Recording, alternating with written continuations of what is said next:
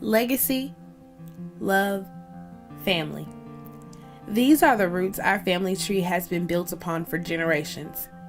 The furthest back that our generation can remember in our family history began in the late 1800s with our great-great-great-grandmother, Kizzie Lee Watson, who was a newly freed slave. The family resided in Hancock County, Georgia, where we still see remnants of their lives today. It was the Watsons, which was Grandma Kizzie, my grandmother's mother, that part of the family. When the 40 acres of the mule come from Sherman marching to the sea, he was giving them 40 acres of the mule, but whenever they went back to Congress, or whenever they took the 40 acres of the mule, we didn't never get the 40 acres of the mule. They took whatever he gave us back. So, from then on, you had to actually buy the land, I think, if they got it. During the final months of the Civil War, tens of thousands of freed slaves left their plantations to follow General William T. Sherman's victorious Union Army troops across Georgia and the Carolinas.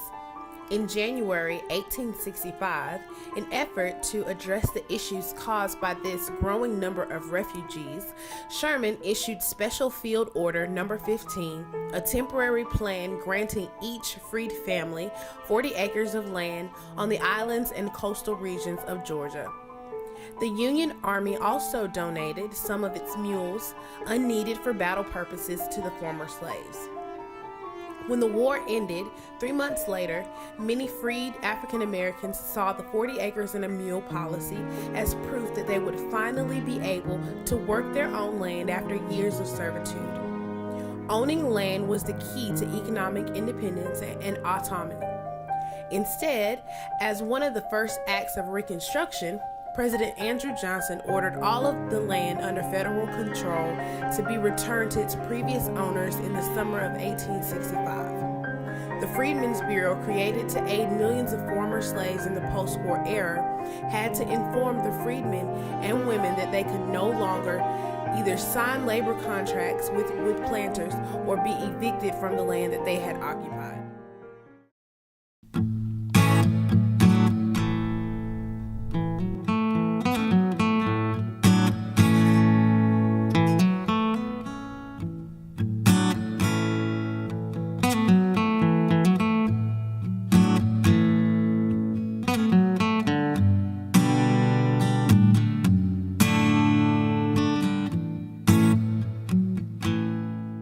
They used to have trees, I'm gonna tell you.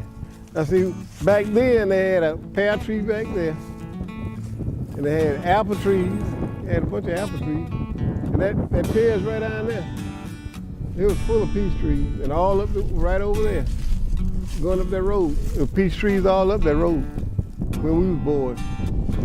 And all down there, they had those pickle peaches. And those pickles that you know what a pickle peach is? It's one that, they didn't get worms in them back then for some reason. But they used to peel them and make pickles out of them.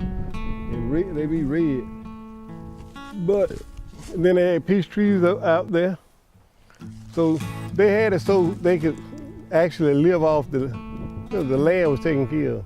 Because it was a long time before I knew that they made the preserve in a store. You can go to the store by it, because anytime they make preserve all the time.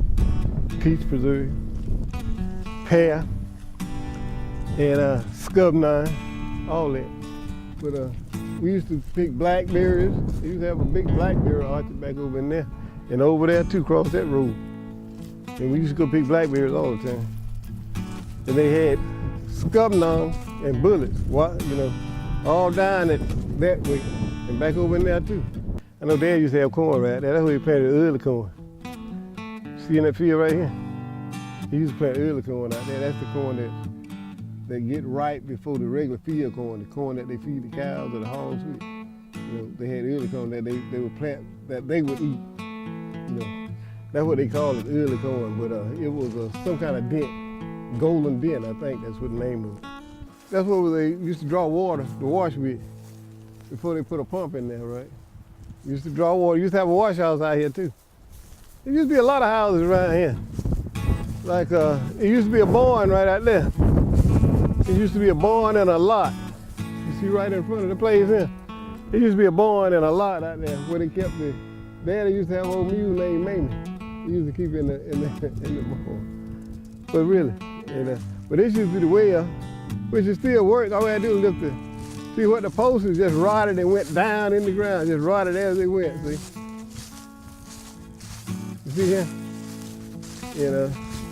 In the shape of disrepair, but it can be fixed up. We used to live on the home house, like this is something this is air property in our family, and this is something that, basically it being air property in our family, the value of this land, like, as young people,